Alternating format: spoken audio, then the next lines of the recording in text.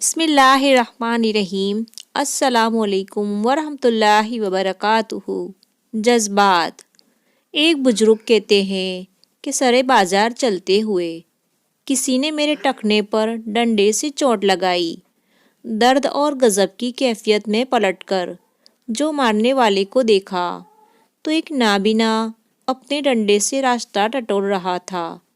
غصے کی کیفیت جھٹ سے شفقت اور ترس میں تبدیل ہو گئی، اور میں نے اس نابینا کا ہاتھ پکڑ لیا اور اس کو اس کی منزل تک پہنچا کر آیا۔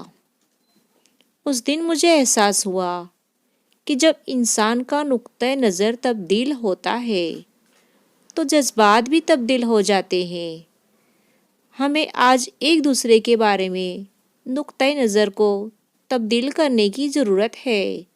جذبات خود ہی تبدیل ہو جائیں گے انشاءاللہ۔